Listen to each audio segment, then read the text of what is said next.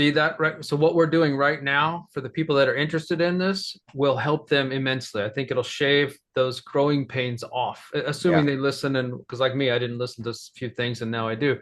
Um, but I think this is crucial for helping others. We're Yeah. not charging anything or doing anything. We're just trying to get the information out there for people that want to pursue this. So hopefully there's a few tidbits in here that will, save them some time and money. So we're gonna kick right into it. These are gonna be short 5 to 10 minute videos, and let's talk about choosing your market. Somebody that decided this is the strategy you want to go. How do you figure out where you want to invest? Well, I got a lot of data on this, so it might not be 5 minutes, but Okay. I'll try to make this fast for people watching. So, nationwide search, right off the bat, I was looking for red states, not trying to be political, but places where they were landlord friendly. And a matter of fact, I live in a non-landlord friendly state, so I couldn't invest here for cost, property taxes, insurance, all the whole nine. So I looked around, and four states that look for the strategy we're doing, co-living, that look good to me were, believe it or not, North Carolina. Just for there was a potential for appreciation there. Florida, Texas, and Arizona.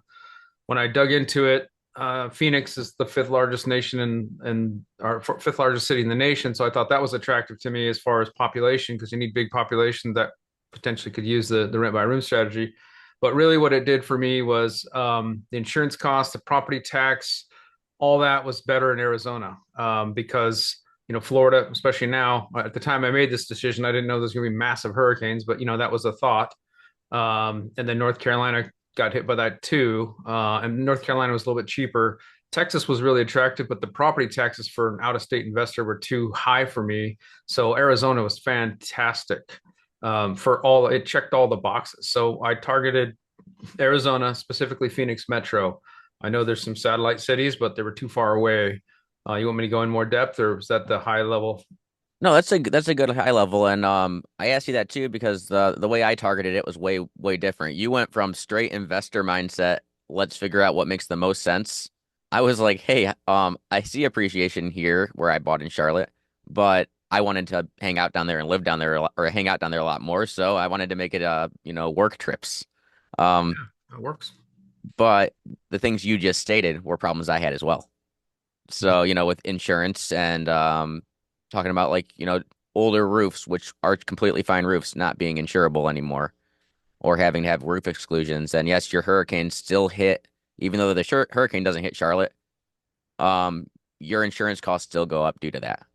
So, yeah, that's really good. So another thing I wanted to add too was when somebody's investing, do you want to do this out of state or do you want to do it in your backyard? And let's jump into a little bit of that. Like, how did you choose to decide out of state was the right thing for you? Money. I mean, Yeah, I really wanted to.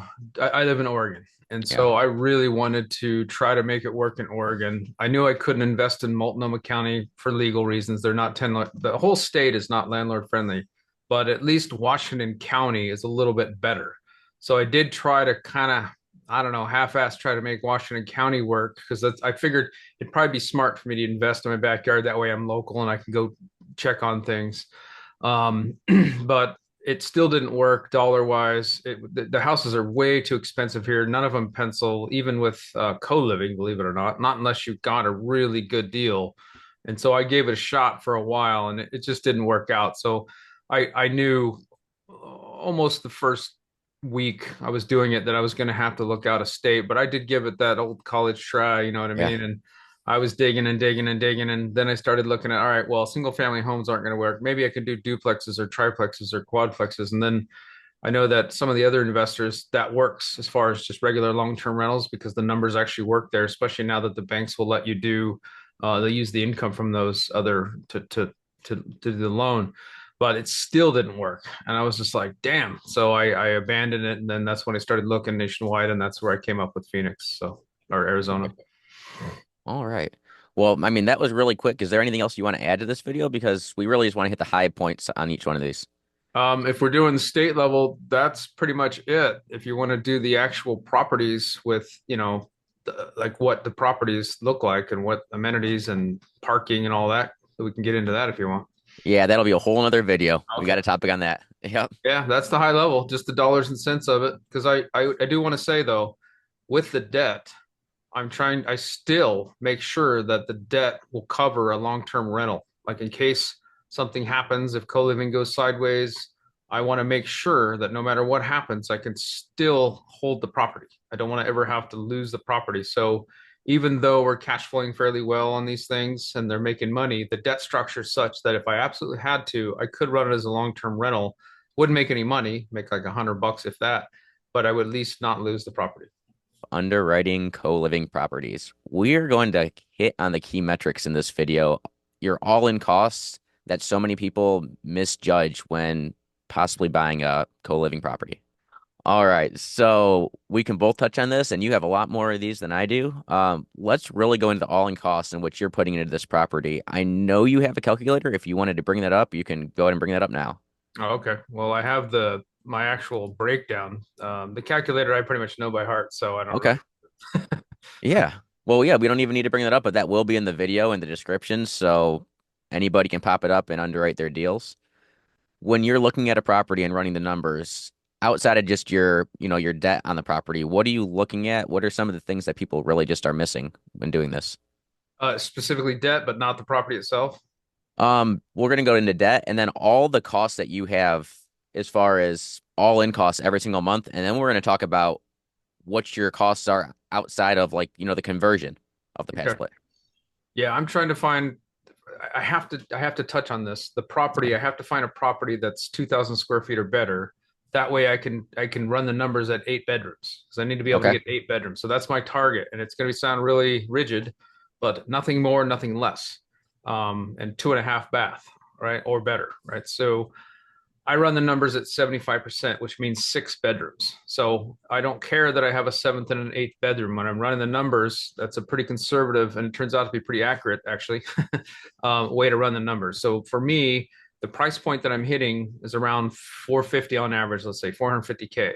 So with the debt structure that I'm using at 450K, I need to pay the mortgage, obviously, and the utilities. So for me, that works out roughly that 4 bedrooms of the eight, if they're rented, boom, I cover the mortgage. The fifth bedroom covers the utilities. The sixth, seventh, and eighth bedroom are all profit. So when I'm running the numbers, I run at six, which is pretty conservative because on average I'm about seven, occupied. My occupancy is in the high 80s, early or low 90% range, so it works out really well. So I'm pretty conservative with the numbers. All right, and now here's a couple other things that I think people are missing, and I don't know how you have this going on in Phoenix, but people are missing, lawn care, pest control, Mm. snow removal, stuff like that, that now is all your Right. cost. Right. Good call. Well, that fifth bedroom, I kind of included that. So Okay. the most expensive cost for us in Arizona, or me in Arizona, is the utilities, the AC, because you pay utilities, right?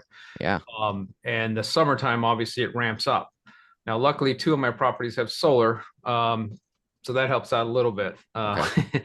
So yes, that's a big one. I do have all that fixed into the calculator and into the spreadsheet breakdown. If you're going to share that out, that people can Yeah. plug in their numbers there. But yeah, that's accounted for with the fifth bedroom essentially. Um, Okay. And those utilities, another thing that I missed, not completely missed, but I underestimated how much more utilities than a regular single family rental, would use. I mean, you have 8 people living in this house, right? yeah, Like the utility yeah. bill is a lot higher. Yeah, that's the reason I'm doing everything solo. I haven't taken on any investors. I'm 100% myself because I wanted to get through the summer to see what kind of a hit, and it was pretty substantial. It was $633 in 1 month during the summer, over 600. So on one of the properties without solar.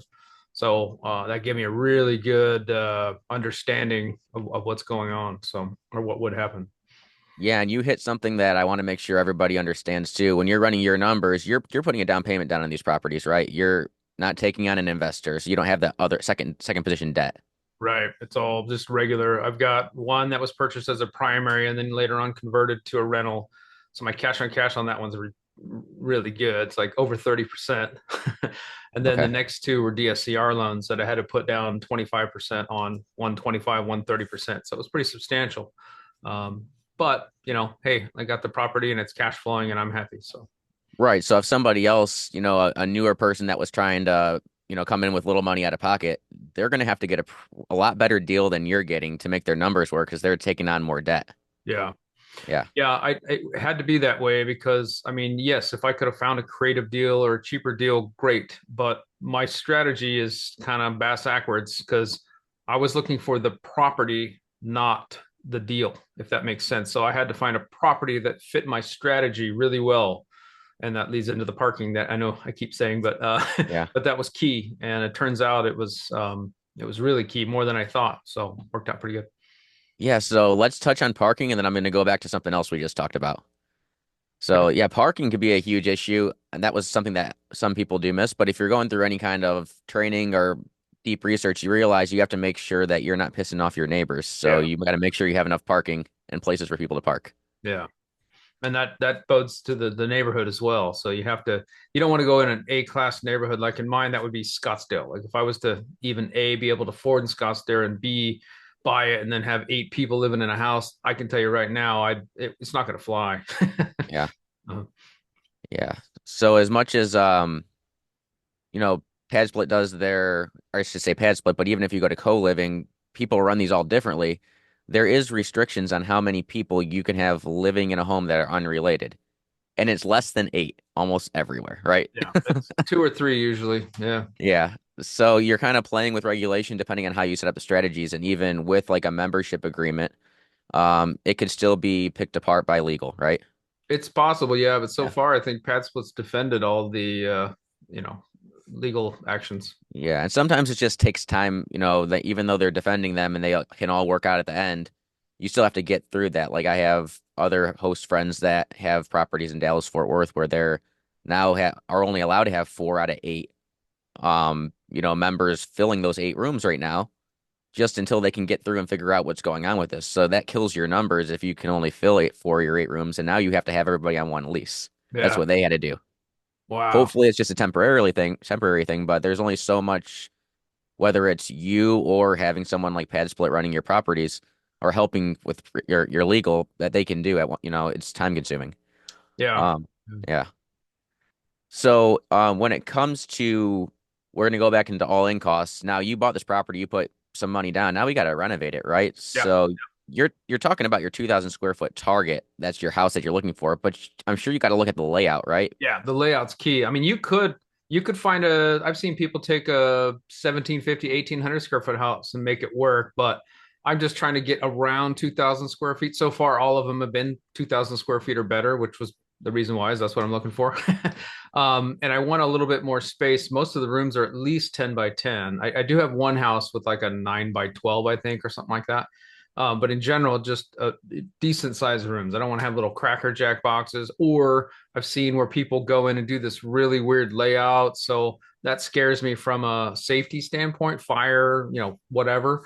I don't want to have, like, let's say something happens and the fire department shows up and they can't, go through the maze of the house to try to find stuff, or people trying to get out. I don't want to deal with that. So the layout is very clean in all my houses. And there's another reason for that too. I'll touch on in a second, but you want to talk about numbers, so I'll get into the numbers. On average, the reno cost is about 5,000 per room, but Okay. you can go ahead like me. I'm usually buying. They're all been 4 bedrooms so far, so I'm going to add 4 bedrooms. That's 20 grand right off the top of the bat. But then usually kitchen, some other things, some flooring and whatnot. So one house I got away with about 7K on top of that, so 27K total out of pocket because I did the floors and some other things in the house. Added fans. It adds up, right? And Hmm. then the other house, I dropped another like 17 grand on top of that 20. So it was 37K. But the reason I did that was the kitchen was so old that I wanted it to be durable and also nice. I mean, we're talking this was old like 70s Formica countertops and stuff like that, and the old cruddy white appliances. So I made a decision. That's 17 grand. Yeah, it's 17 grand, but it's way nicer. The cabinets were refinished. We did quartz countertops, stainless steel appliances, all that. Did the floors like the whole house. So, it got up there, but it's a much nicer place. I think people appreciate it. The idea is, and I've even had people transfer to my properties from other properties because I'm charging the same, but it's a nicer service, right? Well, I mean, nicer house, but then also I have, cleaning every 2 weeks, like you said earlier, landscaping, things like that. So really provide a nice service for people. So Yeah, and I want to touch on that. Like, I'm going back and forth between your properties and like mine. I did not update as much as you did. My house is bigger though. It was a weird layout, but it's 3,300 square feet. It's a pretty good sized house, but I only have 7 bedrooms in there. Some of my bedrooms are huge. But just because of how the house is laid out, I wasn't able to sneak another bedroom in there without making the house like really weird. Yeah, yeah, So I do have some huge bedrooms, but now that's, driving up my utility costs because I'm heating or putting AC through a 3,300 square foot house. yeah. I had a $680 electric bill over the summer. Wow, yeah. That was just electric. Um, and then I want to touch on, and this is something that eventually you're going to sell these properties. So how do you look at breaking these up and making these into these pad splits, knowing that if you sell it, you might have to start tearing down walls and putting Yeah. it back to how it was? Well, that's the reason I don't want to do all the goofy stuff too. Yeah. Is like literally added a wall that created 2 bedrooms, right? There Hmm. was a living room and dining room. And so we added a wall and put some doors in it. Boom. And then we had to blow out the exterior wall for an egress to put a window in it. But if I needed to turn it back into the house that it was, I just take that wall down. Okay. That kind of all the houses are like that. So yeah, if I ever had to, which I don't plan on doing, I actually see this taking off. I know we're somewhat early adopters with this relatively with the co-living model, but the way the economy is going, I don't see it going away. Matter of fact, I see it taking off. Just and actually you touched on something I wanted to mention. Part of the reason I wanted to update the counters and whatnot was the competition because of all the investors coming in, and Yeah. I wanted to stand out. And it's hard to stand out just telling people, hey, I provide a good service when you have old 50-year-old countertops and whatnot. They're going to look at the pictures and be like, nah. So, yes, I spent a little extra money, but that extra money, I think, is basically obtained me members over somebody else's house. So, over time, that'll pay itself back. Yeah, I 100% agree. And that's where I think, I mean, I'm kind of lucky because I'm in Charlotte market. It's a new market with Pad Split, and I am currently doing Pad Split, but there's not a lot of competition yet because it's such a new market, but there's also growing pains building in a new market as well. Yeah. Um, so right now I'm not feeling the brunt of what you're talking about, but yes, I could see if we start getting more and more properties there doing co-living, I could see that being a problem, especially with the week by week rentals, because somebody that's not happy with maybe a little bit older, dated property will leave to go live somewhere else for the same price. And with Pad Split specifically, turnover is what will absolutely crush you, Yeah. right? Well, Now, if now with the new fee structure, yeah. right, with So, the new fee structure, turnover will kill you. Now, if you do different types of co-living where it's rented out long term by the room or, even monthly, you might be able to get away a little bit more. But yeah, there's just so many different strategies you can go with co-living. But the better your property is, so the more money you put into it to make it nicer, a better place to live, the more people are going to want to stay.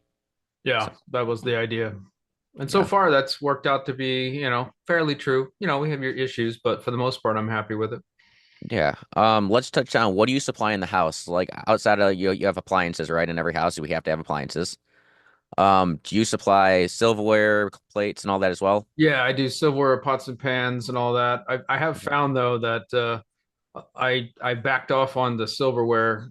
I mean, I buy silverware, but I don't buy nicer. I was buying nicer silverware, and then over time, it just disappears. Shocker. Yeah. So I stepped down a notch and bought regular silverware because I was trying to be maybe a little too fancy, I guess.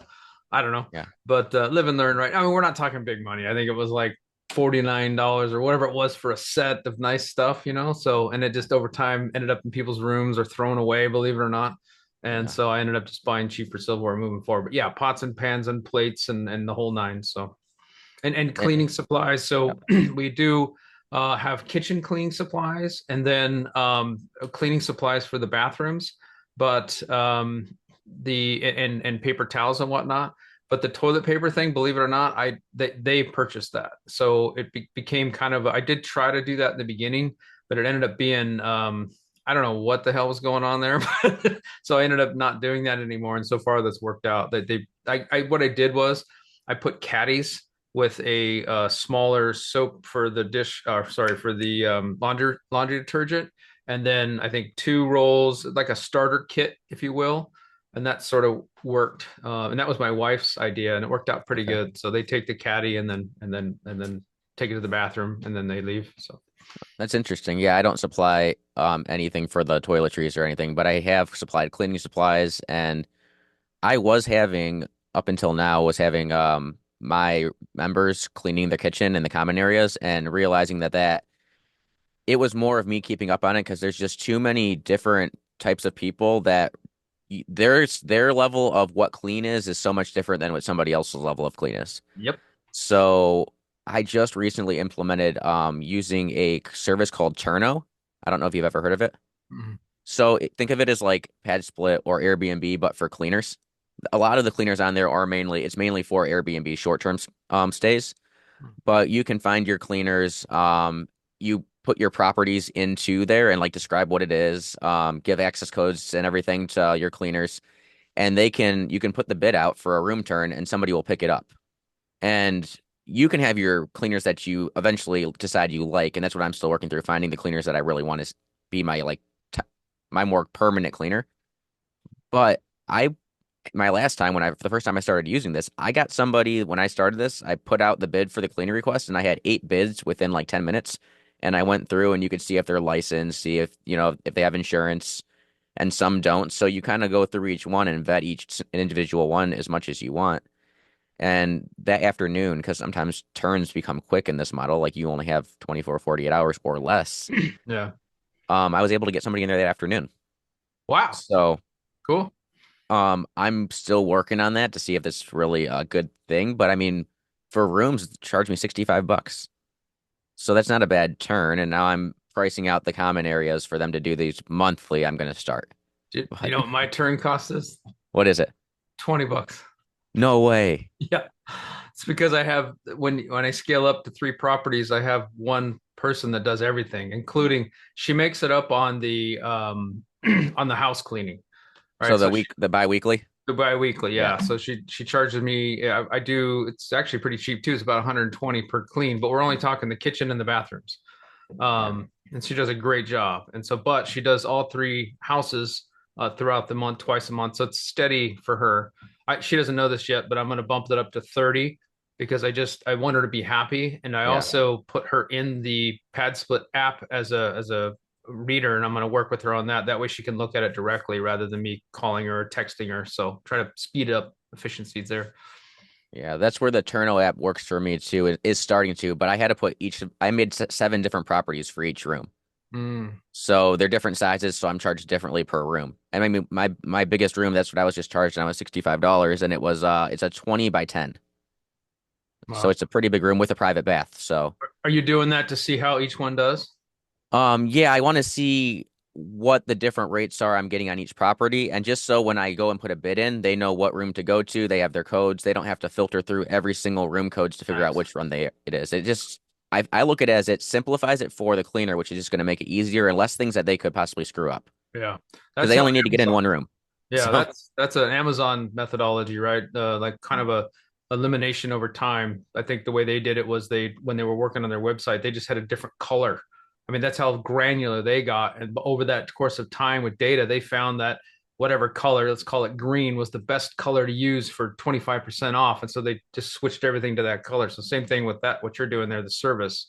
I went yeah. whole ham with her because she was so good and so inexpensive that man, I couldn't pass that up. And so, and as a result for her, she's grown because I'm telling everybody on the planet about her. And so she's had to Yeah. hire somebody. So her business is growing. So it's a win-win, I think.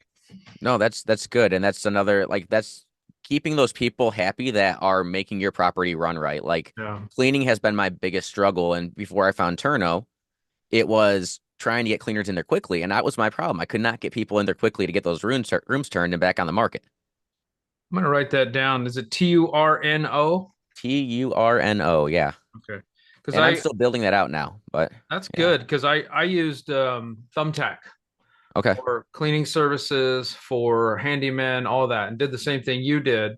But I found my cleaning lady in real time, Yeah. in person. I was like, cool, and it worked out. But all the handyman, I did the same thing you're doing, using somebody for small job, small job, small job. And then I found a guy, man, this guy's fantastic. He's 50 bucks an hour, and he charges, and he's really good. I just replaced a washer, and it turned out we had a leak in the wall, and so he fixed that and everything and did a really good job with it. But I've used him in the past. So, I have a primary, then I have two backups that aren't even close to the primary, but I have them in case of emergencies. So, same thing with my plumber and electrician and all that. My electrician, I'm not a fan of, but so far he's the best. And the next electrical problem I have, I'll use him and see how it goes, or I'll use Yeah. another person to see how it goes, and I'll judge.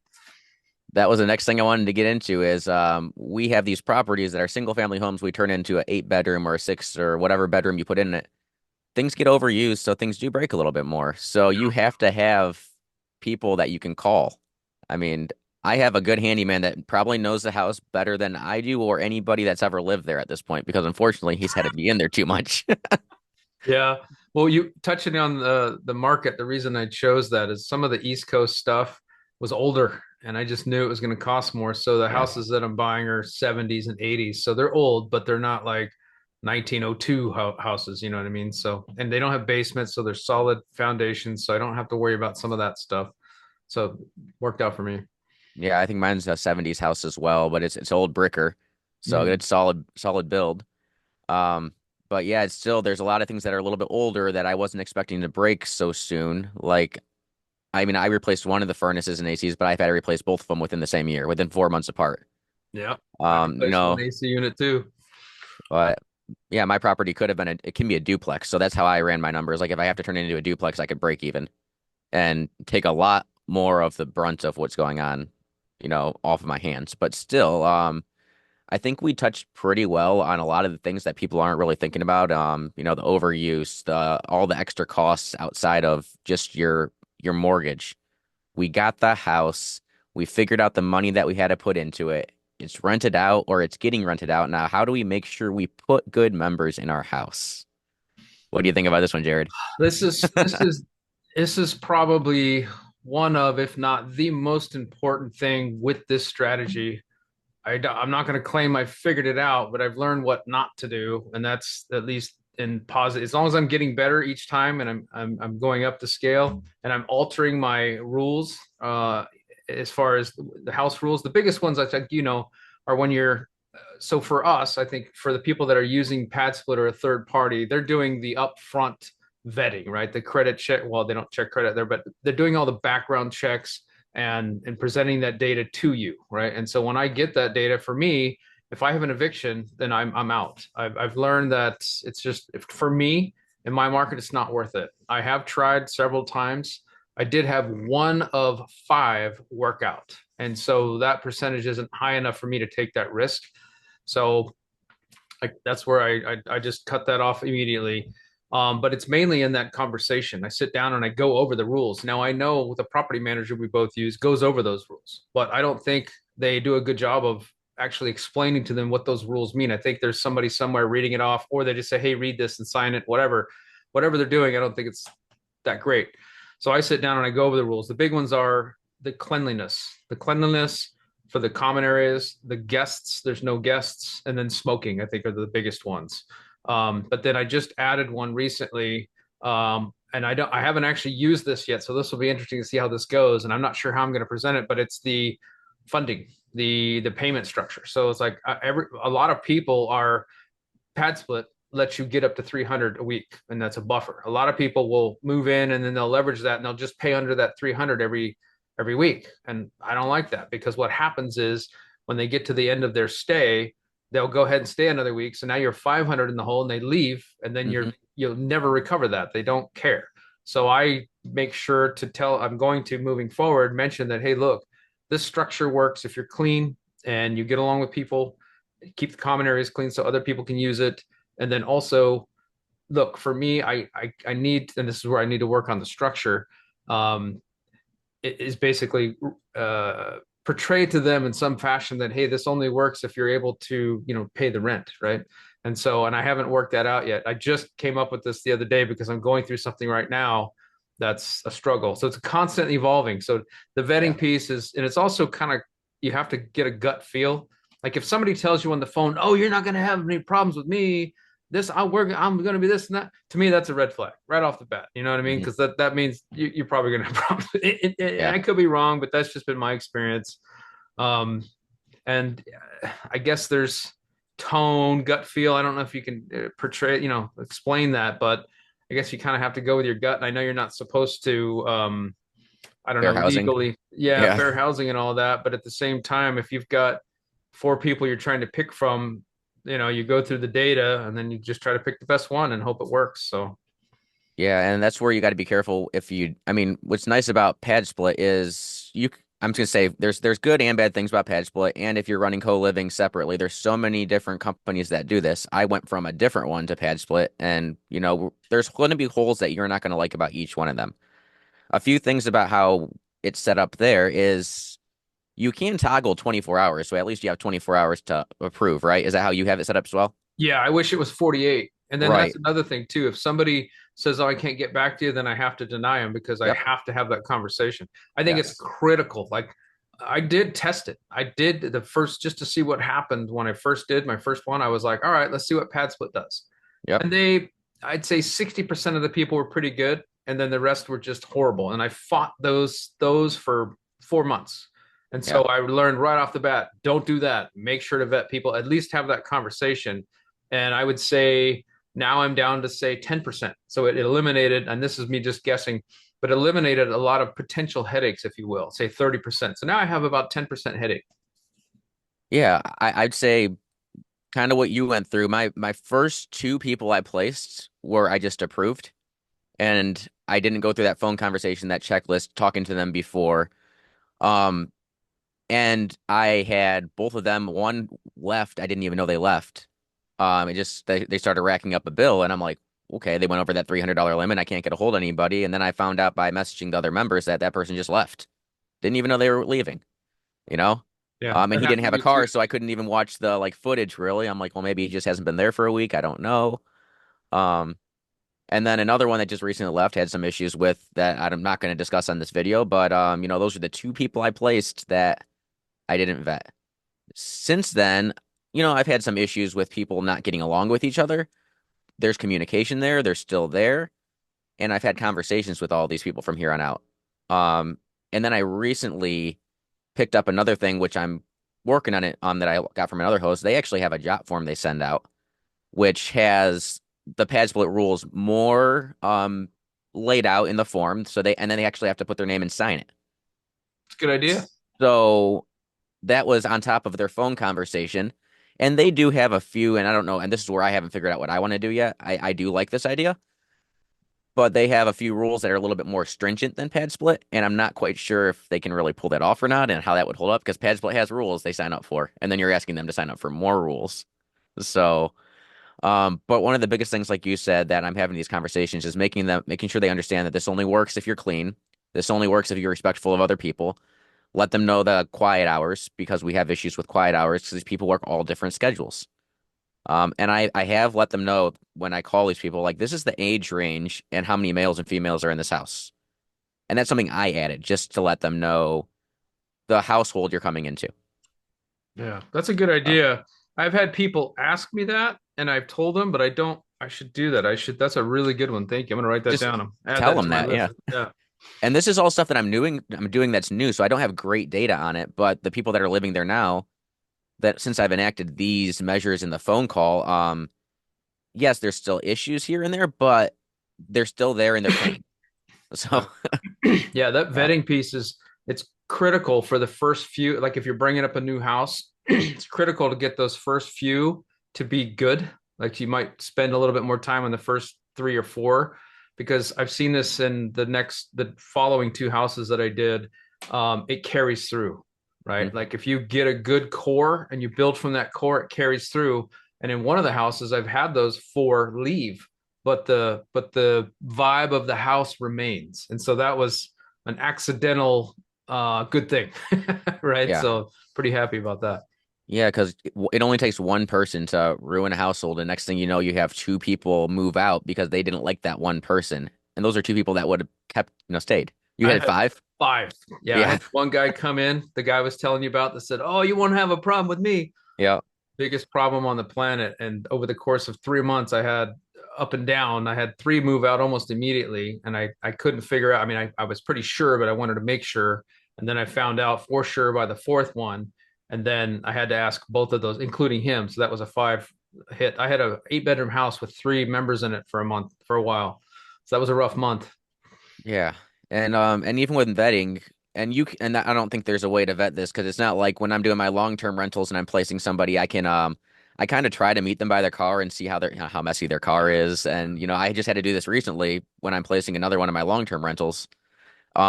Just a side note, like out of all my long-term rentals, I spend more time on this one pad split than I do on all my other six properties. I got one of those. Yeah. So, um, but I tried to get to make sure I have that opportunity to at least meet them at the car when I go to show them the property to kind of peek in there and see if their car is absolute trash. There's a good chance that that's how they're going to treat your property as well. Yeah. It's Can't possible. do that with a pad split, especially investing out of state. Yeah. It's tough. Um, Yeah. so I had one of those first two members that I just placed and didn't do any vetting with other than what pad split does that left trash the room. I put a brand new water resistant mattress cover on my mattresses. For some reason that wasn't even found in the room anymore and the bed was destroyed. So I tacked that on his bill, but I'm never gonna see that money likely. Yeah. Um but those are the things that like you're like, why would you take that off? Yeah. It's strange. Who knows? But You never um know what they're thinking about. but yeah, I mean, like I said, this we both know this. This is the vetting, and if you're thinking about getting into this model, like you have to figure out this process because why do you want to spend all the time to figure out what market and what house to buy in that market, figure out how to split it up and all the costs that are going to be involved if you can't keep people in there and people are just trashing it. Right. So And don't be afraid to say no. And yeah, actually, when I've had this, I don't know, I'd say, I don't know, 10, maybe 15% of the, well, about 10% of the time, people are like, oh, okay. Because the way I phrase it is, hey, if you're not clean and if you can't clean up after yourself, this isn't the place for you. And I've had yeah, people, okay, cancel their request, and that is 100% fine. You want that. yeah. Don't take that as, oh, well, I lost a member. No, what you did was You you saved a problem. removed, you saved having to deal with the problem is what you did. And I can say that with almost I'll say 99.9% certainty after going through this for a year and some change. That's been Yeah. my experience anyway. So Yeah, and I've been doing long-term rentals for almost 8 years now. And that's the same thing. I've had evictions. I've had to, kick people out that have trashed the house. And I could always bring it back to vetting, whether it was me or when I used to have property management. I self-manage all my properties now, but when I used to have property management, the problems I had were poor vetting, poor tenant placement.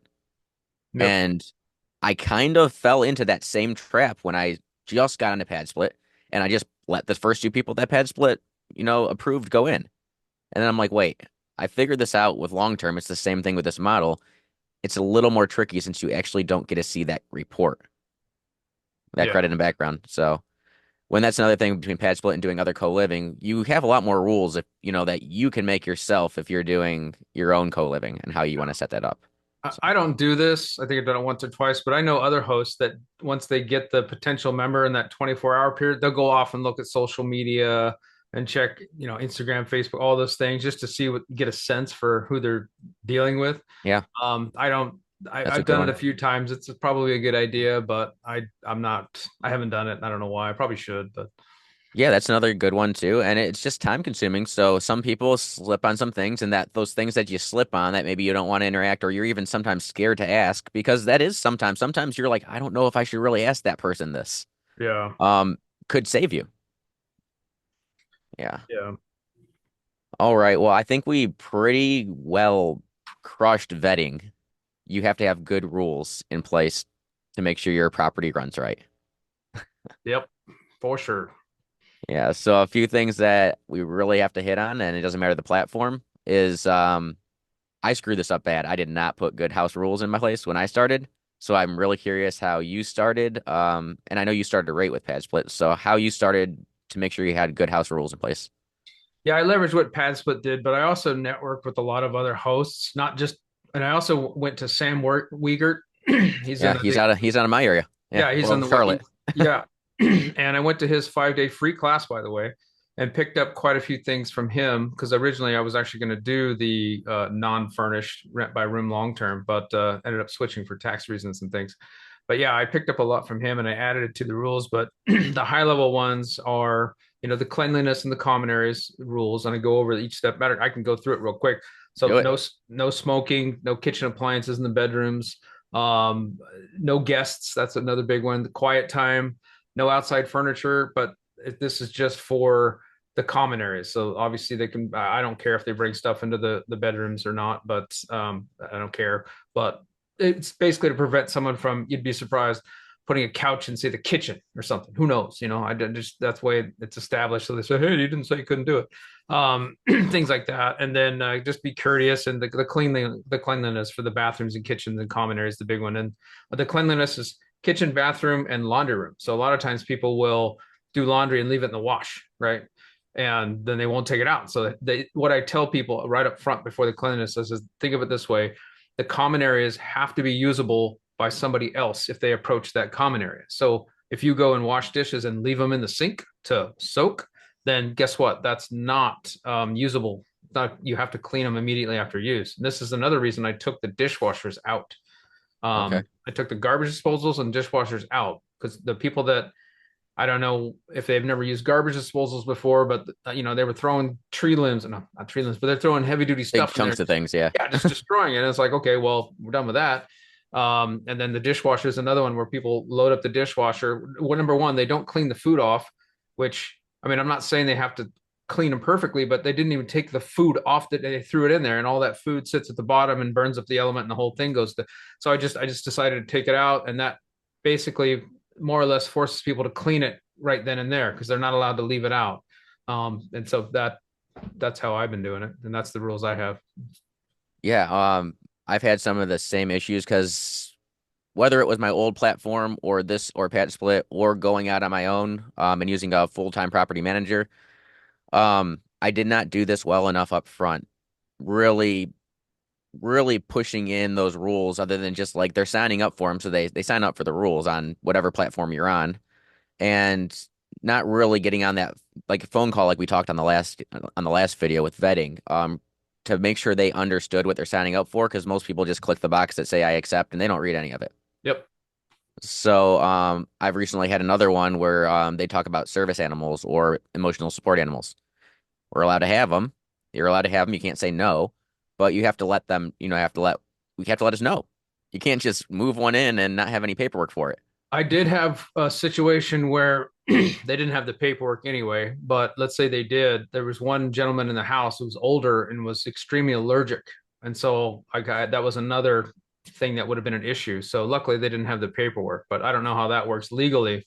But Yeah. I just mean, legally, if they have the paperwork, we have to say yes. You can't legally tell them they can't come in. So that's another thing that just talking about it now, like I really should be telling people that because I have an emotional support animal in my house right now.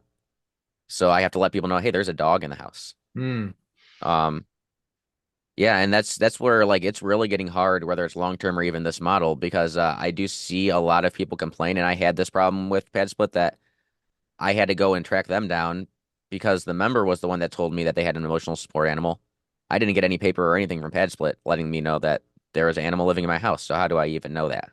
Yeah, So I've had that too. I've also had people with evictions that PadSplit did not catch. So did you know, and I don't know if you even knew this because I actually had the same thing. They will allow you to have one eviction on your record and still clear you. yeah, they do. I don't. So yeah, so I'm just saying that's another thing when the vetting process, when you see that, you don't accept them if that's something that you don't want to accept. Right, but what I'm saying is their eviction said zero. Okay. PadSplit said nope, they didn't have an eviction, and then through talking to the potential member, they told me. Like I would have Oh, probably never known. I thought that was cool. So at least they were honest about it.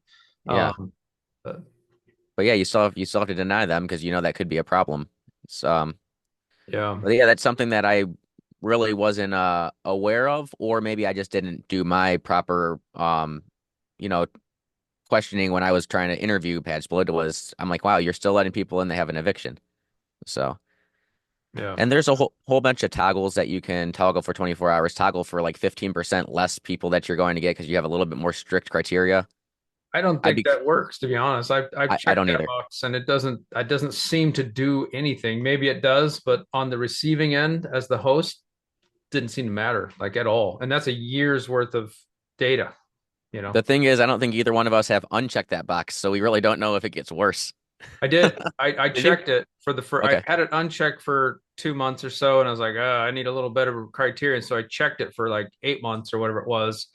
And I was like, all right. let's see what happens when I uncheck it. And not there's no real change. It seems to be Okay. the same to me. And that's just Phoenix market. And I know Yeah. that's a new market for them. So they're probably throwing a lot of people um at it. Yeah. So I've never unchecked that box. But yeah, we're gonna get right back to house rules, and it really is that like I've had some issues with, yeah, people smoke, people might smoke marijuana, whatever it is, making sure it's not in the house. And I've had issues, and I want to jump into what do you do when house rules are starting to be broken? How do you deal with that? I'm a little harsher than the most I believe, because I used to do the whole three strike thing like Pad Split did with the keys. It doesn't work. What happens to me, and my experience has been when that first rule is broken, I give a pretty harsh warning, like a phone call and document it, because if it's not in writing, it didn't happen. Hmm. Right. In my mind. That's the whole military thing in the background there for me. And so then the next time it happens, I ask them to vacate. So I don't play around with the whole three strike thing. And that's served me well so far. I mean, yeah, people get upset, but I really don't care. I'm trying to, if you don't do that, this is what I've seen happen to me three separate times over the course of a year. They'll take advantage of that, keep going with it. And if it's something where it's affecting other members, that's when you're playing with fire. So, like, Yep. let's say cleanliness in the kitchen's a big one where someone's leaving dishes. Like, hey, look, man, I know this is just dishes for you, but this is somebody else who wants to use the kitchen, let's say, then they can't use it because you've left all the dishes there. And then they have to go and clean it up. And that's a negative experience for that member. So I can't have that. So don't do this again, or I'm going to have to ask you to leave. Yep. And at that point, they've heard it, they've understood it, I've documented it. And if they do it again, they're not going to listen to you. So I'm done. I don't have any tolerance for that. And it's going to sound harsh to a lot of people listening to this. But if you don't do that, you're at the end of the day, yeah, we're providing at least I'm providing a nice house and a good service for relatively cheap. I'm undercutting the studio market by $400 in rent, plus they're negating the first and last and deposit and utilities and all this stuff. So I feel like I'm providing really nice housing, but in order for that to work, they have to the only way it works is if they're clean and they Yep. abide by the rules. And if they don't abide by the rules, they're going to drive off the other people. So at the end of the day, I mean, let's face it, I'm doing this to provide housing, but also to earn income. And if Yeah. you impact that earning of income, there's no point in me doing this. There's also Yep. no point in that person being there. So that sounds a little harsh, but in the beginning, I was trying to be nice about it, and I just getting stepped on, stepped on, stepped on. So I was like, all right, no more of this. And so I had to be a little bit more harsher than. And for people that haven't operated a co-living house, um, it's going to come off harsh, and I know it will be, but that's okay because that's the stuff that people have to hear. And in my opinion, No, I have to do better at that. I give too many chances to people. And like the last one we were talking about before we went live was videos or it was people having overnight guests. This guy was probably the cleanest person in my house too. He kept the house clean. He was always updating me on things. But after hearing more and more, I found out that he was actually the problem of many things as well and trying to turn me against my members. So when I caught onto that more and realized, yes, you might be doing one thing really well, cleaning. You're always late on rent, and we're catching you over and over. Like I have cameras, man. I see people going in and out of the door. I see you letting them in. Oh, yeah, I didn't have an overnight guest. yeah, So PadSplit has you gonna everybody can figure out their own fee, but PadSplit has a $50 fine that you're able to place on these members. And I started hitting them every single day after that, after I saw that, and because another member complained about that, that yeah. I told them they couldn't have an overnight guest. Right. That's what I was going to touch on is now So, somebody else is doing it. And now you get into high school mode where that yep. person did this. And then it So gets out of hand. I deny a member that asked me and said no. So when something happens, when somebody else is breaking that rule, I have to act on that. Yeah. So I even that member is out now, but I did let the other member know, hey, this member that we just kicked out, yes, he was paying late on rent, but he also had overnight guests that were not permitted, and I did charge him a $50 fee every single evening. So whether that helps or not, I just wanted to let that other member know that that was being taken care of because Yeah. they complained about it. So So I mean the fine is one thing. I don't even do that. I mean to me it's not even worth it. I just go right to the hey, you need to vacate. And right or yeah, wrong. I know other people that use that as extra income, right? And they are fine with it. But I don't want to operate that way yeah, because over the course of time, I have seven other members in the house, potentially anyway, usually about six or depending on the occupancy. But I have other people that see that, right? And they're like, yeah, oh, well, they can get away with that. What can I get away with? You know what I mean? It yeah, turns into this escalating thing. Whereas if you just every rule, if all the rules are there for a reason, they need to be followed, right? And so if Yeah. one rule gets broken, I make sure that's enforced, right? Yeah. And that way other rules. And so I think that's a big reason why I'm also out of state, right? So I Yeah. can't afford, I'm not there, so I don't know what's going on. So I can't afford to have things slip and go downhill. And that's another reason. And I have really good staff, if you want to call them that, like cleaning ladies, handymen, and they tell me what's going on. AC guys, plumbers, they know the Yeah. deal and they let me know what's going on. So I just can't afford to have it slip. And so as my occupancy is pretty high, I'm happy and I'm not bothered as much because people don't do stupid stuff. I mean, they still do, but at least once they're there and they see that, hey, I take care of the property too. As soon as something's broken, I act on it. I fix it immediately. Yeah. I've replaced a refrigerator that probably really wasn't broken, but it was an issue for more than one member. So I just replaced it. And then the washer, the same thing. Like only one guy was complaining. He said, "Oh, it's only kicking out hot water, not cold." Okay. And he said, I go, "Well, what's, I'm not a washer. I don't know." And he's like, "Well, it's fading my clothes." Fine. I just replaced the washer, right? Took it out. And I handle that side of the fence. And then I guess, discipline side of the fence, I handle pretty quick too. I do give a warning. I'm not like, "Oh, hey, you read the rules, you're out." So at least that Yeah. way they know. And I'd say about 60% of the time that actually works, right? Like they know, okay, hey, this guy's kind of serious, don't want to mess around unless they just want to, break the rules, and then I have to ask them to leave. And that's part of the reason I'm in Arizona, is because there's landlord friendly law, and then the members know that as well. And Yeah. so they're less apt to screw around. Like say in Oregon, they would be like, "Oh, whatever, you can't kick me out for a year. I'm just going to stay here." Yeah, we're going to get into the team and replacing things and service calls on the next call. But another thing I did for rules, because I was letting things slide and I had to try to get my household back in order. And this was a month and a half ago. I had a vacancy in one of my rooms. I actually went down there and stayed in my property for 4 days. I've done that. I've spent the And night for several nights. You'll pick up stuff yep, you'll never get from members, like doors slamming at 3 in the morning, yep. loud conversations in the kitchen at 2 in the morning, things like that. So And on top of that, I went and I posted house rules and I talked to each one of my members. Um, and I did my own inspections outside of what everybody else does. And most people that are out of state don't want to do that because that's another trip. It's time consuming. But I'm like, I let some things screw up and I don't know who's telling the truth and not. So I just went down and, bit the bullet and well, it's a trip down to Charlotte and I like being in Charlotte anyway. So yeah, there you go. Yeah, I go down to Arizona every couple months or so, yeah. just for the hell of All, it. all right. Well, I think we hit the house rules and some things to do pretty well. Our next one, we are going to jump into building a team. Mm. All right. We have just been running through different things you can do with co-living properties, how to make them the most successful and learn from so many of both of our mistakes. Today, we're talking about building a team. All right, Jared, let's jump into how you built your team outside of just the Pad Split platform.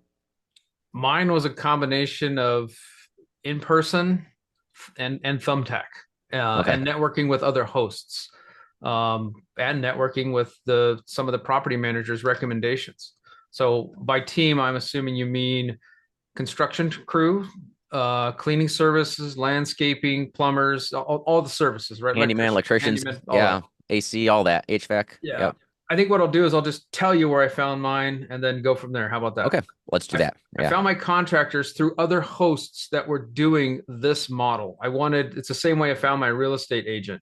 I wanted an agent, and I'm going to include him as part of the team as well. Stephen Gomez, badass agent in Phoenix, if you need Awesome. one. But I found him through networking, and this was a needle in a haystack. I wanted a real estate agent that was doing co-living in Arizona. And I found him. So, I mean, if you look hard enough, you'll find him. And I found him, and he's really good. And that was key because having not done this before, he could point out things that I may have not thought about. Right? It's several things. Some I didn't listen to him on, and I wish I did, like the washing machine, dishwasher, and things like that. He said, "Don't do the dishwasher." I'm like, they'll be fine. No, they weren't. Um, so things like that. Networking through other hosts, contractors. I went out and found multiple contractors that were doing this type of model, which was also key because they'd done a few before and they had recommendations on things. I'd laid out the first house I bought in a certain way, and it would have worked. But he said, "Hey, look, if you do it this way, you can free up more space here and create 2 rooms there." And I was like, "Perfect." And so networking with other hosts was one, and then the other one was Thumbtack. Thumbtack, I found my handyman. So what I do there is I'll have something small in the house, like a fan switch that needs to be replaced. And I was there. Rather than replace it, I had gone on Thumbtack and hired someone to do it to see how that went. And I went through a few, I don't know, 4 or 5 or so, until I found a guy that who's pretty honest, decent price, right? He charged by the hour, and he gave me a bill and a breakdown, very organized, sends pictures, all that. And I didn't even ask him for that stuff. So perfect. So he's been the primary handyman I've had since I started. I found him about 3 months in because I was off for a year, so I focused on that team because I was going to be out of state, so I had to make sure they were solid before I left. And then let's see, the landscaping I used two just because I have two houses that are further away than one, so I used one landscaping company for, and they're not very much. They're like $80 a service. So I have them come through and clean up, landscaping and whatnot. And I also, the properties themselves, there's no grass. It's all rock. I don't have to mow lawns or anything like that or pay for water and all that stuff. But I do have another guy that I will use at all the properties because he trims palm trees where I'm at.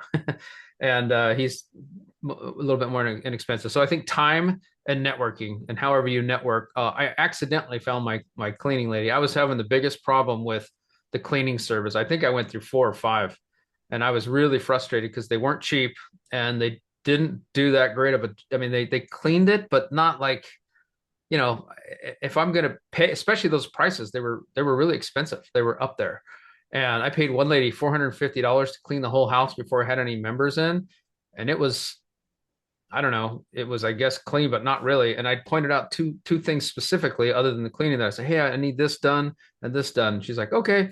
And then I came back, and this is the first thing I checked, and neither one of them were done. I'm like, wow. And that left a Yeah. bad taste in my mouth. And so I went through a few more and the more expensive, and I was like, wow. So I was down there buying a truck, and that's where I found my cleaning lady on accident. So can't really claim. I guess that's kind of networking in a way, buying a Yeah. vehicle and finding her on accident. But No, but yeah, I agree. It's a lot of networking. I did use Thumbtack for finding my first cleaner when I went down and bought the property. I GC'd it myself. I was down there living there right when I bought it and got the construction going. A mm, lot of the major stuff was up and running before I went back home. And Thumbtack for cleaning was the only thing I found off of there. It was a lot of Facebook groups for the Charlotte area for rentals and contractors. A lot of references. My handyman, my realtor, I bought the property, used for to buy the property. He's not even a realtor anymore, but that's where I got my handyman from. And unfortunately, right now for me, I never even built out a backup handyman. Like that's scary for me. Like I'm still building my team out there, but this guy has been so good for me that and honest and pointing out things that I might need to do to coming up that are real. Like he's built a good trust base with me, and like he's got a couple people working for him, so it's helped. It's helped finding that base person down there to trust. Like he's not my property manager, but he kind of does property manager things like taking pictures for me when he's there, changing out my filters for my furnace filters, that's stuff funny. like that. My guy, I do that too. He's turned into that. I've even had him twice now because like Home Depot will deliver stuff and they need a person there. So I'm like, hey Yeah. man, I'll pay you to stand around. He's like, okay. So he goes there and like a washer was delivered and then the refrigerator was delivered. He's happy to get paid to stand around. So it works. Yeah, and my guy, the one time before I found Turno, this is new. I'm still working to see if Turno, the cleaning service, works. And I had him. He's cleaned rooms for me twice now because my cleaners. I had two cleaners that were more expensive than the ones I'm using now, and I'm not really there to see if they really even do a good job. They do take pictures before and after, but you can only see so much out of a picture. Yeah. Um, he would just like knock out my rooms. Was he doing the best job in the world? Probably not, but it was getting it at least to the point where when I had somebody move in, they weren't complaining about everything. Yeah. Yeah. That's cool. So not that he offered it the first time, and then I hit him with it again, and I'm like, I kind of feel bad at this point. Like, Wow. I don't think my cleaning guy or my handyman would do yeah. that. I mean, he still charged me like $75, because it was like a little over an hour of work, but he's like, he still charged me what he would normally charge me if he was, doing handyman work. Yeah. So, but it was like I was in a pinch and he was there anyway. So he's like, do you want me to just knock it out while I'm here? Yeah, So, that's cool, man. Yeah. yeah, but it's finding those trusted people in anything. And there's still areas and services that I want to get better with. I have people, but they're either a little too expensive or not as, they don't like to stay to a schedule. You know, a lot of handymen, it's really hard to keep them on a schedule and be there when they say they're going to be there. So when they give you a time block and then they're not there when somebody's expecting them to be there, like some people are, want to be at their room when somebody's in their room. I have a Understandable. I have a somewhat of a cheat code for that. I Okay, let's hear it. My handyman is good, but he's also busy. And let's face it, these are typically not high paying. I mean, they're a couple $100 here, $200 there, those kind of jobs. So for him, he's doing other bigger jobs, and I get it. I'm not knocking it. So I do pay. I have some contractors that I haven't used. I've used contractors for flip or not flips, but doing the kitchens and all that stuff. But I met some other hosts, pad split hosts that are actually contractors. Okay. And these guys are great. And so I pay a lot more for their service, but they can come in and it's usually in the like $500-$600 range. So it is more expensive. Like if I paid the handyman, it'd be like $200-$300. But I do that for speed because if it's something where the member is involved, like the room, and it needs to be this time frame because they've given me this time block, I'll see if I can get those guys because I know that they'll come in. I mean, the handyman's awesome. Don't get me wrong. It's just timing. Sometimes things Yeah. happen and whatnot, and he's busy. And he's also has a job. He has a regular W-2 job, Okay. and so that's another. But I like the guy so much. I want to use him where I can. But I'll go ahead and pay that higher price because also they do things for me. Like they were just recently there to. I had a situation where this is why I wanted to go the full year because I started in the winter. We weren't as populated, right? And then we hit the summer. Okay, I've been through the summer. Now we're back in the winter. So when the heater switched over, certain things happened. Like I know my Glendale house, the pilot light's going to go out for the hot water heater. So I got a little check mark for next year. Put a vent in the door so when it kicks on, it won't suck it out. Things like that you learn. Well, the other thing I learned is one of the other house, the Kathleen house, when the same thing happened, it turns out the fans are being left on in the. I bought that house. I didn't do the construction on that house. I bought it from somebody else. When I did the construction, this is something I missed. I put in timer fans in all the bathrooms. Well, if there's fans in there, and there's no on button, you can't turn it on and let it run forever. And the reason why is in the January of this year, I hadn't swapped out one of the fan switches because it was a dual pole and I hadn't had the wrong switch. In that first month, somebody left a fan on and sucked all the heat out to where my gas bill was like $269. And it should have been around $40-$50. So that's the reason anyway, so I had them show up and when the heat kicked on, I remember that from the first house and this house is all electric. And so I buy these Sensi thermostats for many reasons, but one of the ones is it alerts me. And it alerted me, hey, your heating is not keeping up. It's at 68 degrees and you've set your minimum to 62. And so something's wrong. I'm like, oh crap. So the fans, anyway, so I'd hired them, they showed up, replaced all 4 fans. It was like $600 switches. But when they're at the house, being that they're other investors, they notice some things like, hey, did you know your towel rack is knocked off in the bathroom? Hey, did you know this curtain rod is completely jacked up? And I was like, hey man, you mind replacing those for me? And they're like, yeah, sure. I Yeah. think the bill was like 540, so I paid him 600, just because they took care of that for me. So it's nice. And I've become kind of friends with them too, right? Like we share knowledge, we share Yeah. a lot of times when members, I know I'm kind of getting off track here, but members that were in my place that applied at theirs, they'll call me and ask me, and vice versa. Like, hey, how were they? How did they do? Blah, blah, blah, things like that. So we share knowledge and we all rise at the same, a rising tide raises all boats, that kind of thing. Yeah, and that what you just said, that goes into everything is real estate's a team sport. Yeah. Like most people don't see it that way, but it's if you're way more successful if you can work with the other people doing the same thing you are. Yeah. That's So why my it's realtor was key because he's got 12 properties in Arizona. So he knows different geographies and things. And yeah. that's why I pivoted from Glendale to Phoenix. And now I'm going to go more east. Yeah, and you were just talking about I didn't think about the thermostats. I don't have, thermostats that I can see what's going on from my phone or anything. Hmm. But what I did do is lock out my thermostats. So they're set heat or AC, it's the same temperature. Nobody can play with it. Hmm. And if you want to be colder or warmer, you have to do what you have to do. Yeah. So, I locked mine out. They can change the settings between 72 and 78, I think it is, or maybe it's 70. I think it's 78, but nobody really touches it. And there's also throughout the day, there's like, nighttime, daytime, and then evening time settings. So I have those pretty much set to the same, but yeah. All right. Well, I think we hit on building a team. We covered pretty much the main points. We both self-manage, so we're going to talk about managing our units and the things we might be thinking about when moving to property management. You ready for this, Jared? Yep, lay it on me.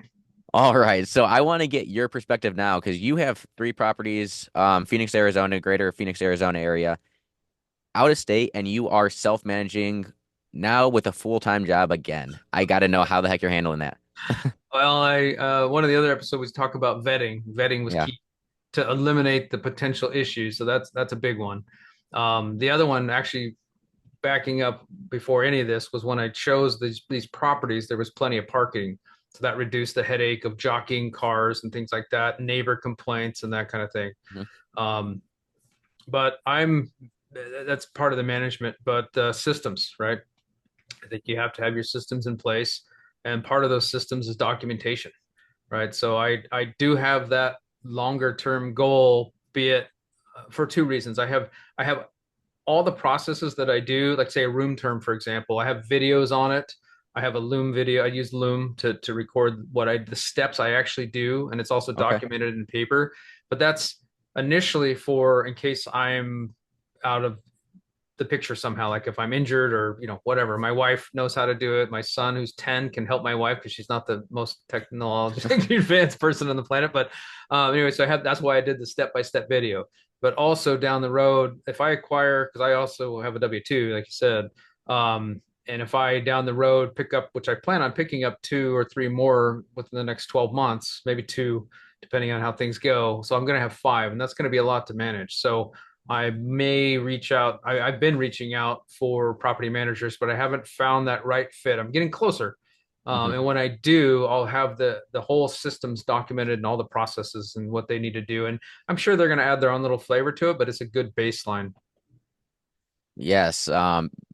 Just talking to you a few times and talking on these videos, your systems are definitely better than my systems. I'm trying to put a couple more systems in place to make things easier. The stuff that's in my head, get it on paper or in video. That's been my problem is just taking the time to do that. Hmm. And I have nobody to blame but myself. And I'm doing that, and it's actually forcing me to do that now because I'm vetting out property managers. And I'm going through and thinking all these things throughout the months or the course of the year. Actually, November, I'm going up. This is a year for me. So, um, all the things I have problems with and figuring out what I did and then questioning the property manager, potential property manager, because I don't know who I'm hiring yet, potentially, questioning them and asking them how they would do it. Not tell them how I'm doing it. I want to know how they would do it because I want to see if it lines up with what I'm doing or if they tell me something that is better than I'm doing right now and have better systems than I have. And also criteria is they have to be running this model themselves. I don't want Hmm. somebody that's new that's never ran a co-living property. Good point. Yeah. Yeah. The Yeah. one thing I'm still kind of struggling with is the trash, right? Like Getting people to take it out. yeah, I know some Yeah. hosts will have like a board and they'll have this is so and so's week.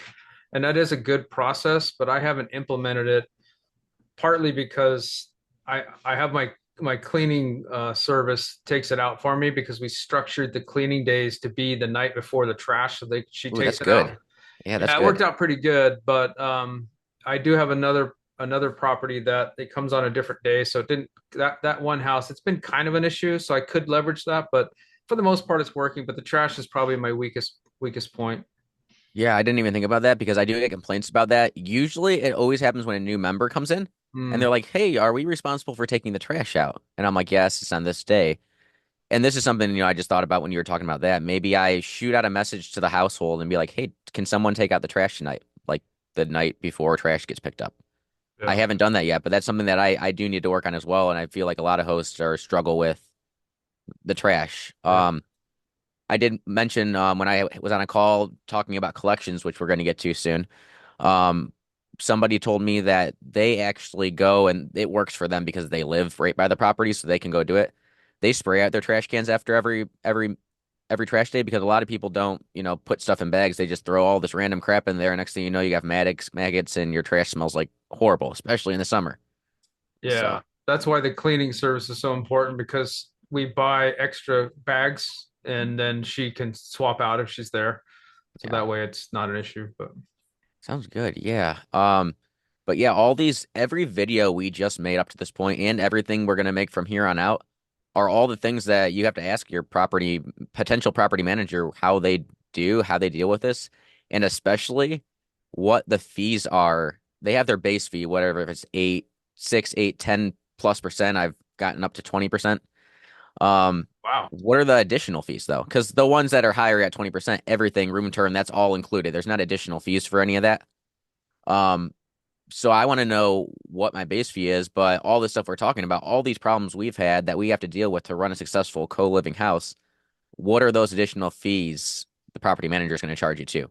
Because Yeah. if you have 3 turns and you're already taking a hit from pad split for a 10% or 10-day fee from them, and then this property manager is charging you $120 for a turn fee, turns can get really expensive. Yeah, turns, and then my two thoughts there were evictions. Do they handle Yeah, evictions, yes or no?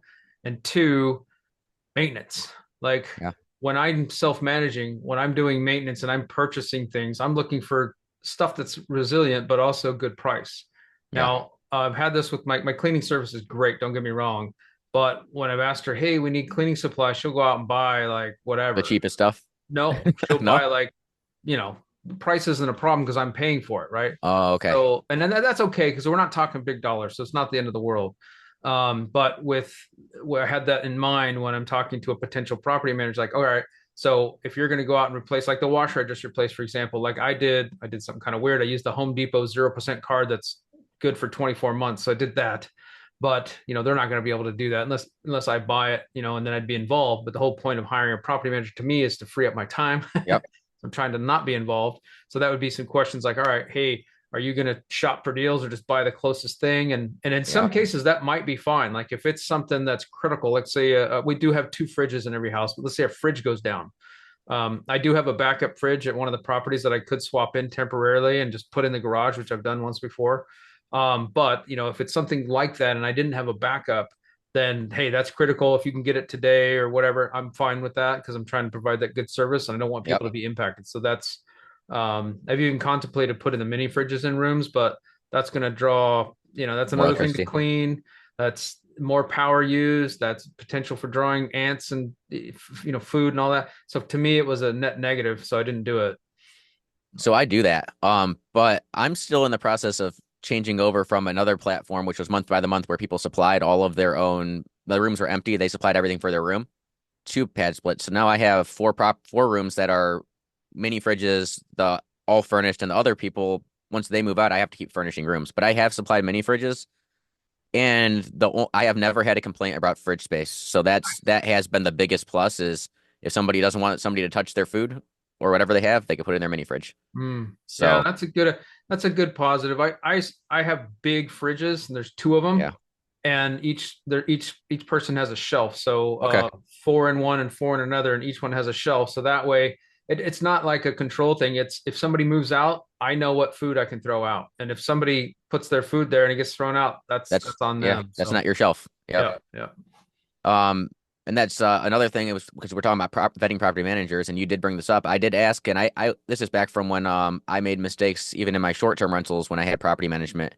Some property managers will tack on a fee on top of your maintenance. So if your maintenance is $500, maybe they tack on a 10% service fee. So now it's $550 because they're scraping $50. Yeah. So I always ask that, and then I ask if you are doing that, whether you are or aren't doing that. Are you shopping around? Who do you have in your network? Are we paying retail or are we getting more of a landlord rate? I want to know if you're checking on a fee, I want to know if you're shopping around for me, like you said, or if I'm going to be paying, I could just call, any top line HVAC company and they're going to come out to my property and that's what I'm paying for. Yeah. So, Yeah, when I replaced that AC unit, I shopped around. Like most AC units are going to be 9, 10 grand, but I leveraged my network and shopped around, and I got it installed for 7 grand with the 10-year warranty, and it was a Carrier, so okay. name brand. It wasn't some off the wall brand, you know, over fly by night AC unit. So those are good questions to ask for your potential property manager for sure. Yeah. Yeah. And then you're talking about we want to hand, and this is going to be depending on you, me, anybody.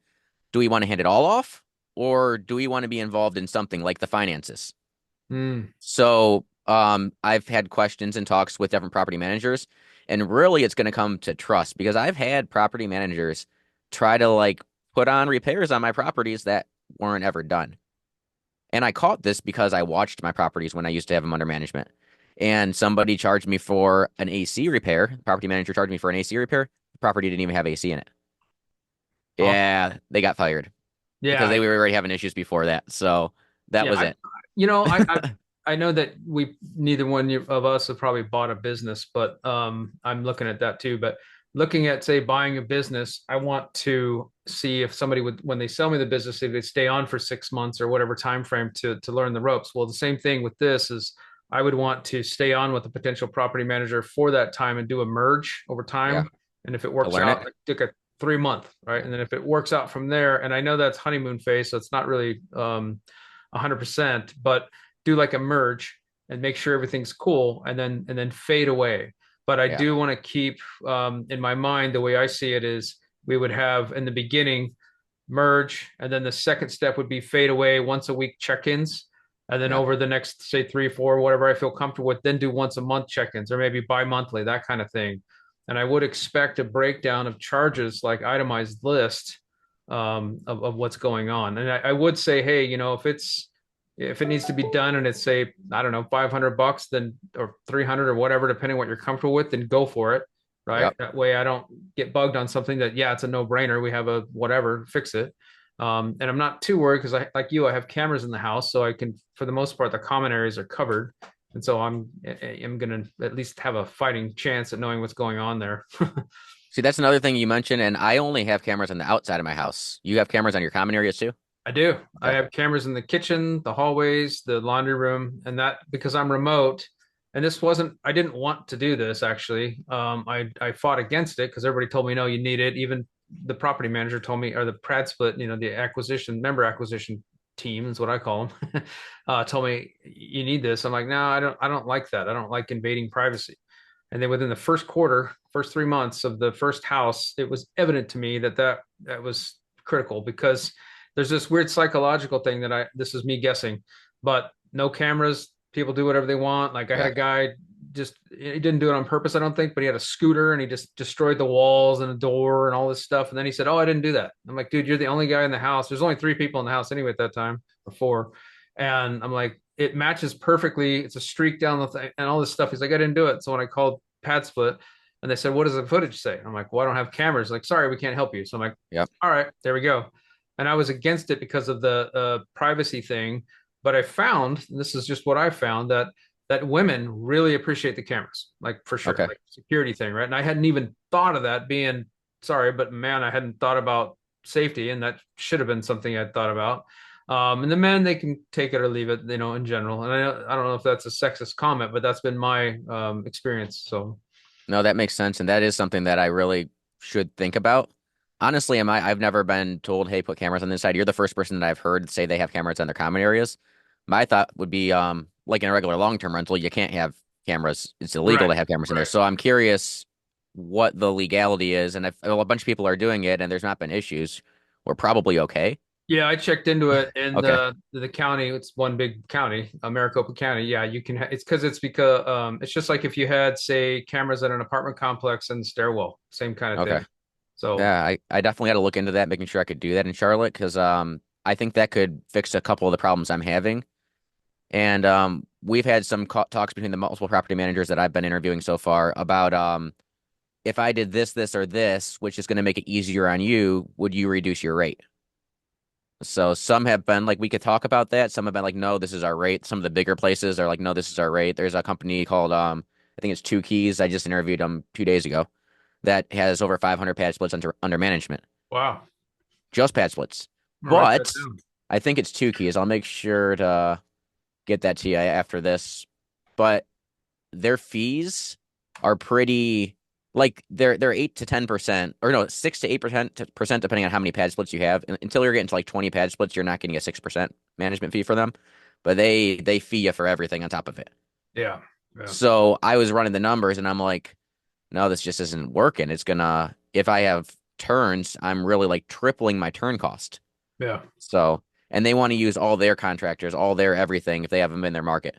So I wasn't a big fan of that, and I'm probably not going to go with them. But that's the thing. You got it's vetting your property manager, whether you do it yourself or whether you have a property manager, you're still going to be managing someone.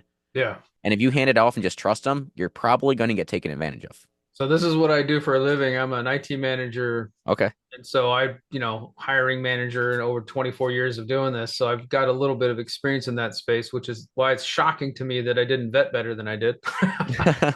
But I'm doing it now. I did want to see what would happen there. So Okay, cool. Well, I think we hit this one pretty good. And the next one, I think you're doing a little bit of this of, and I'm not doing any of, is do you do anything special for your members to let them know they are appreciated? What do you do special for your members to, let them know that they're appreciated? Welcome back. Take this one away. yeah, yeah. I gotta hand it to my wife on this one. Was gonna do this is perspective, right? I was gonna give Amazon cards to everybody, and then my wife pointed out, hey, not everybody has Amazon Prime. And I'm like, oh, okay, duh. I thought it was, so they're gonna pay shipping costs. So I shifted gears. And in my market, there's a lot of Walmarts, and Walmart has everything, right? They got all kinds of stuff. So what I did was I did little $25 gift card, Walmart gift cards, because I Okay. had a house that we had some issues, right? And then we'd ask people to leave, and then the cleanliness got way better. And so I was like, hey, I really appreciate that. And I hand wrote a card to everybody in that house with that gift card. People love the hell out of that, especially one lady that was there. She said, hey, I've had another host in another house that said they were going to do this and they never did. And I'm like, oh, well, I do what I say, right? Because I told them, hey, I'm doing this. And it was like 2 days.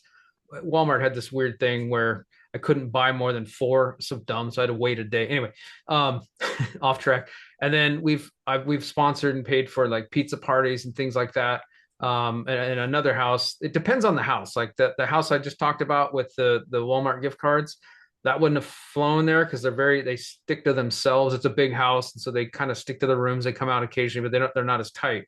One of the other houses, they're super tight. Like everybody got along. They played board games together.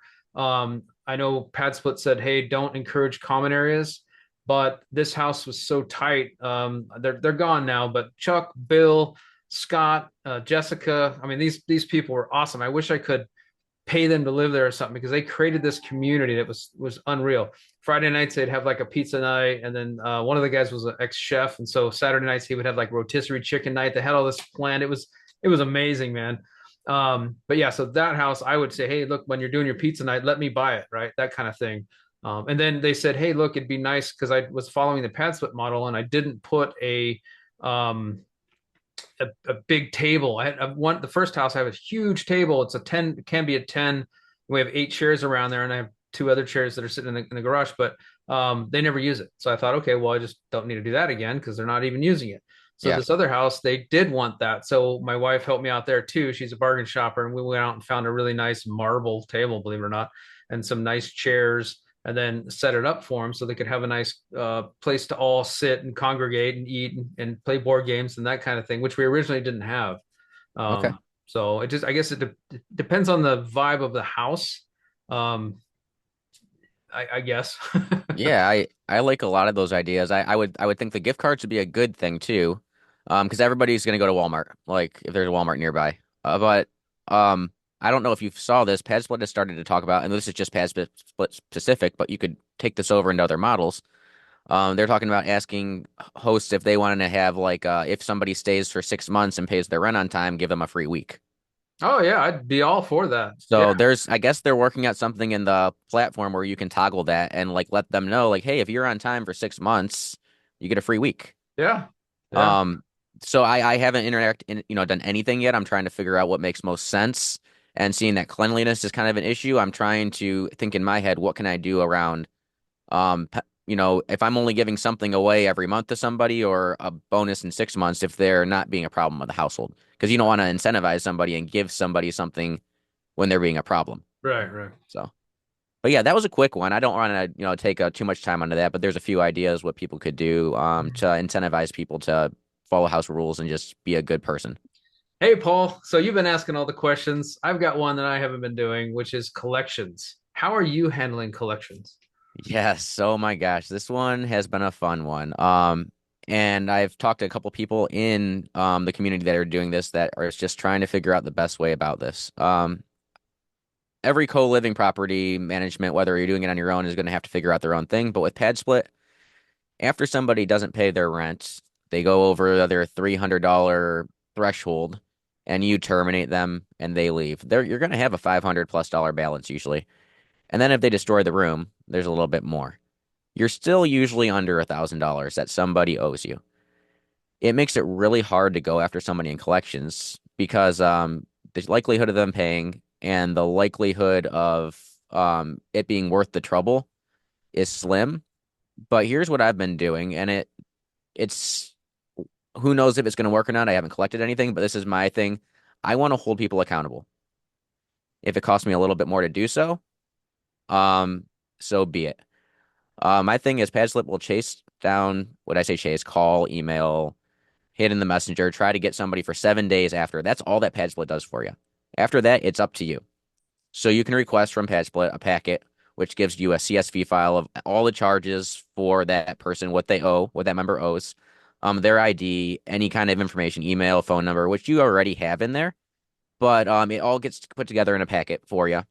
Um, and from there, and I haven't followed this to the T, but if I'm getting responses from that member for the next 7 days, I'll follow up with them and try to get some sort of a payment plan done. Surprisingly, this has been 3 times so far. And before I even went to PadSplit, somebody broke lease, which I used to have leases in my old rent by the room. I did get a hold of this member and we set up a payment plan, and right from the get-go, whatever they owe, I knocked 15% off. I said, hey, if you set up this payment plan with me and you pay on time, first of all, it's not going to affect your credit. We don't have anything negative on your credit right now. If you can work out a payment plan with me, whatever we decide on, I'll knock off 15% of what you owe.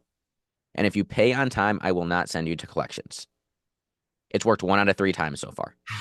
But they actually paid off. I took what they owed, and because they're living somewhere else, whether it's they had to move and they had to leave early, or they owe you money and they're probably don't have a lot of money, I try to split whatever they owe by 4 times, and that's what I offer first. So it might take, and I mean splitting by 4 times. So if they're paying by week, I'll split it a quarter of what they owe, like per week. If they were paying by month, I split it 4 times. So they're paying 25%, essentially making their rent 25% of what they used to be paying.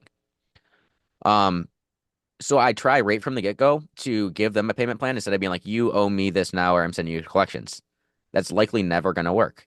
If you give somebody an option to get a discount and make a payment plan with you, there's a better chance that they're going to work with you on that. Hmm. I I will say on top of that, the next person, so one time it worked, the very first person worked great, paid on time, never had an issue. Um, and I even signed a little contract with them and have them docu-sign it saying this is the payment plan. This is what will happen if you don't. We're going to send you collections. So yada yada yada. The next person, I got to the point where I sent the contract out. We were having communications. He agreed to it, but never signed it, never paid. So at that point, I'd usually give it 7 days. That one I ended up 10 days down, and I sent him to collections. I never had collections or anything lined up before that, and the threat worked. So then I'm like, crap. Now I got to figure out where the heck I'm going to send him. And am I going to send him? Because I said I was going to. So now I'm thinking I got to hold this guy accountable. And this is where I'm asking the whole audience. If you have a nationwide collections agency that does not charge you an upfront fee to open collections, please send them to me. I found one that's nationwide, and it's Debt Collectors International. They want to charge you $250 to open up a case. I talked to them, got them down to $99. I'm like, hey, if I give you more work and I have more people that are having the same problem on my network, I'm having a Zoom, coming up with multiple investors having the same issues. Would you give me a break on this? So I got them to give me that $99 fee to open collections up. Nice. From there, if it's under $1,000, they're still going to take 50% of whatever they collect. If it's over $1,000, they take 30% of whatever they collect. And it's nice because this place has an online portal that you can go and see what they've been doing and how they've been attempting to collect and if they've collected. So there's a track record as well. So it's something that it's kind of taken off your plate, but just like property management, I still check the portal to make sure they're doing something. And if I don't see something going on, I call in to make sure, find out what's going on. But unfortunately, I have had to send 2 people to collections. So the first thing that I said of trying to do a payment plan with them, it didn't work for the next 2. One other thing I would say with that with collections, the faster you get after them, the better chance you have of collecting. So Yeah. that's why I give pad split their 7 days. I take my 7 days, and at that point, if I can't get communication, I'm sending them off to collections. Awesome, man. I haven't pursued that at all. I've just been letting pad split do their thing, and I've tried to on the upfront portion vet as best I can to mitigate that. And I'm Yeah. starting to see a couple, and I've had some people bail, and I've lost, I don't know, maybe $1,000 or something over the maybe three. I've got 24 units, so 3 out of 24. Like you said, it's probably not worth your time, but I like the holding people accountable part. And Yeah. up until recently, I mean, things are getting tough. The economy's bad, so I think it's kind of it's going to tick up, and it's going to get worse and worse. So I'm trying to vet a little bit better. That's why we mentioned in one of the other videos that I'm going to even Yeah. mention the rent collection, which I haven't in the past, up front and get that understood. And if I'm not going to let that 300 threshold happen. I know PadSplit does, but I don't. So as soon as it hits Okay. that, I'm pinging them and saying, "Hey." So that way I'm addressing it sooner than later. So that's a mitigation tactic, but I haven't gone down the collections thing, which I want to learn from you actually.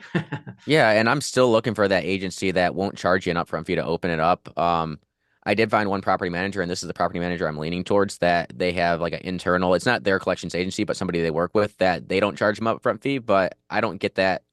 That's one of the perks to working with them. If Nice. I go with them and I have to send somebody to collections, they're going to open that up for me, and I don't have to pay to open it up. It's just off whatever they collect.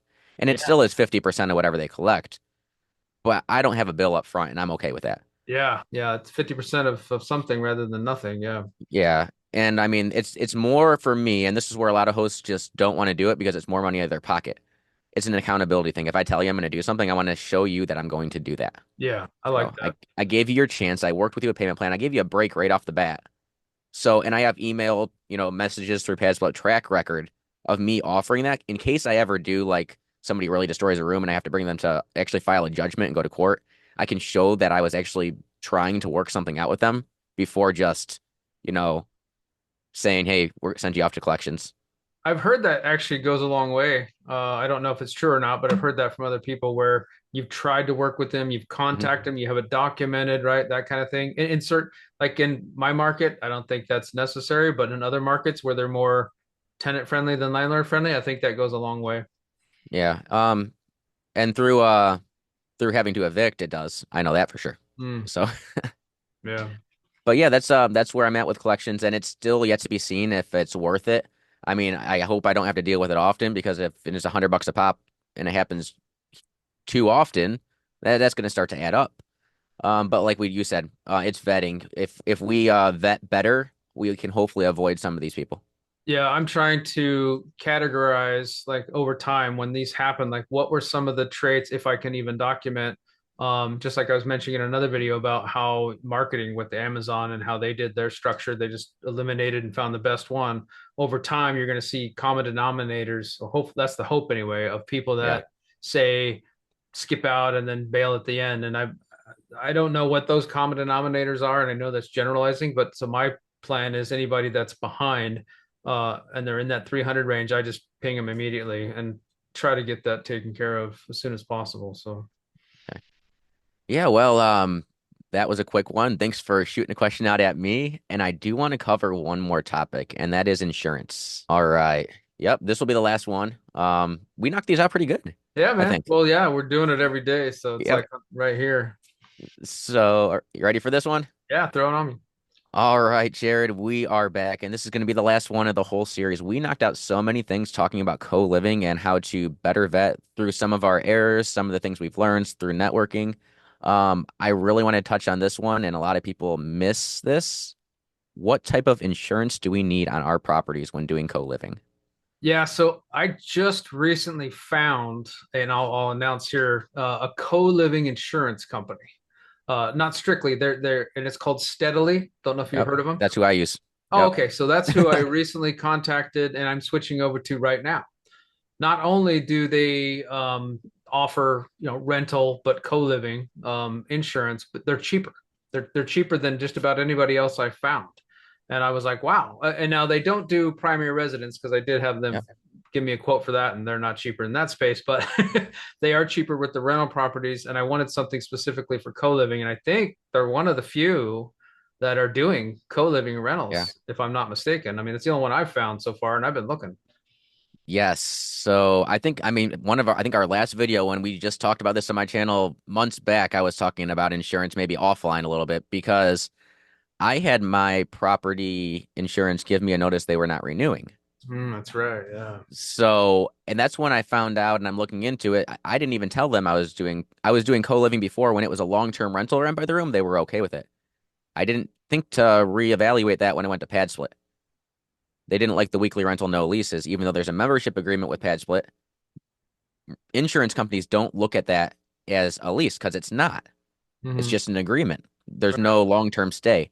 So they would no longer insure me. Now, it steadily was more expensive, but it wasn't so much more expensive that what people don't think about when you're running this model is, yeah, maybe you can get away with having long-term rental insurance coverage, just like rental insurance coverage on your property, just as an investment property.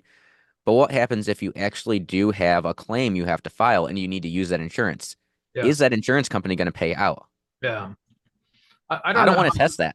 Yeah, I don't want to test that either, but I am learning as I go. I used to have low deductibles on all Yeah. my properties, but through listening to content from Lumberjack Landlord and talking to different insurance brokers and whatnot, I've since learned that I'm not going to have a claim for 5,000 or Mm. $10,000 because then all my properties will go up, right? The Yep. premium. So what I did was I raised all my on the previous insurance company and steadily I put my deductible at 10 grand because I have reserves for things. And if something happens, I'm going to pay for it out of pocket. Pretty much the only reason I would make a claim is if the house burnt down or something major, right? Like that's the only way I would make a claim. So for me, I just raised that deductible to 10 grand. So on average, I can say my annual premium for the co-living rental insurance per property. Now I might do the umbrella policy too, which is more on top, but not much.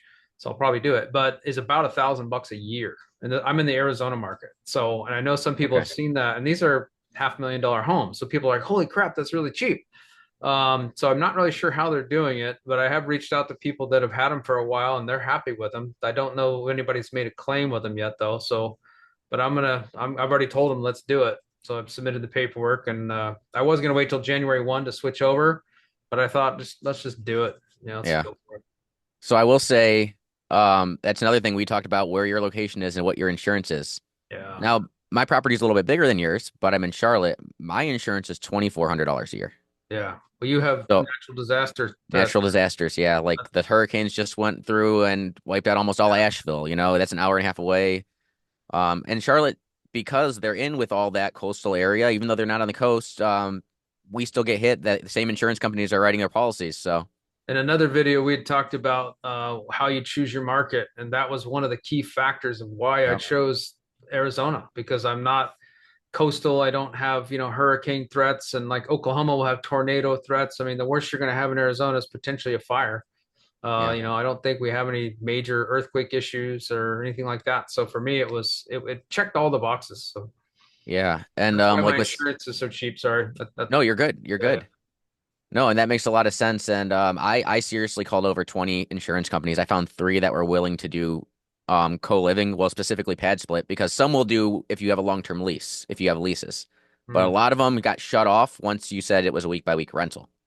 yeah. Um, and I don't know how or what my insurance company is doing, but I guess some of these insurance companies do their audits and they, see something that pops up.